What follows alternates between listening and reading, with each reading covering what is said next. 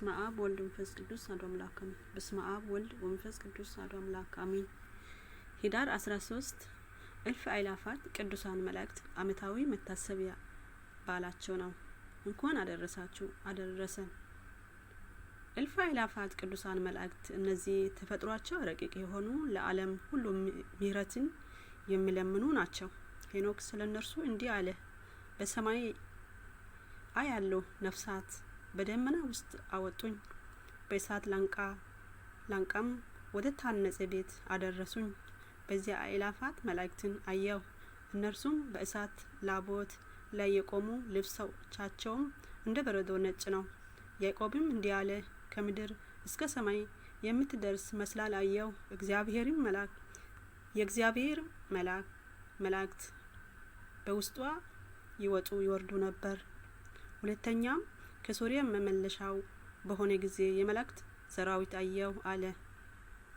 ሙሴም እንዲህ አለ።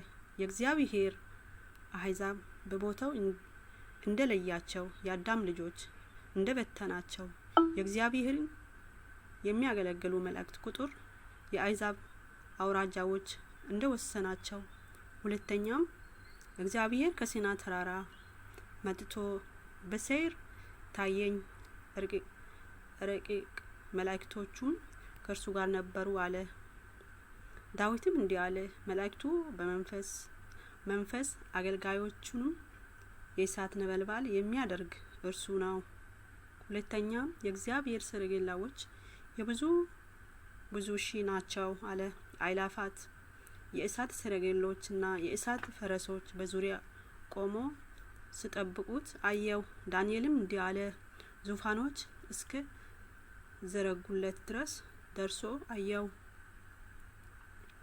ብዙ መዋዕል እግዚአብሔር በላያቸው ተቀመጠ።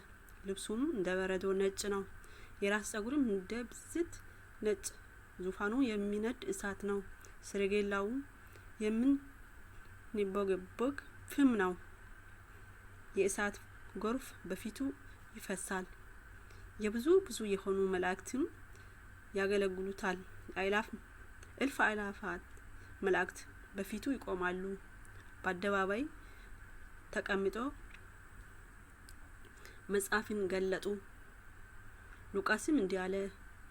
ድንገት ከዚያ መላእክት ጋር ብዙ የሰማይ ሰራዊት መጡ፣ እግዚአብሔርን ሲያመሰግኑ በሰማይ ለእግዚአብሔር ምስጋና ይሁን፣ በምድርም ሰላም ለሰው ልጅ በጎ ፈቃድ እያሉ አመሰገኑ።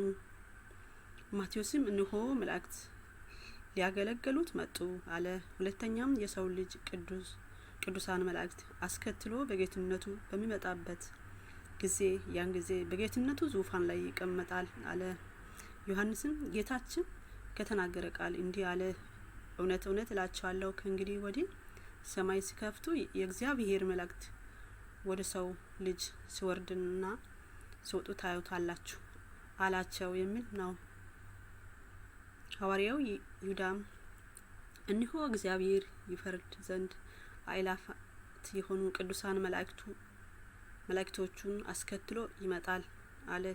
የቤተ ክርስቲያን ሊቃውንት የማይረጋቸውን ደረጃ መላእክት፣ አጋዛት፣ ስልጣናት፣ ኃይላት፣ መናብርት፣ መኳንንት፣ ሊቃናት፣ አርባብ፣ ኪሩቤል፣ ሱራፌል ብለው ተናገሩ። የቅዱሳን መላእክት ጥበቃቸው አይለየን። ወስብሐት እግዚአብሔር ወላዲቱ ድንግል ወለመስቀሉ ክብር። ቆየን።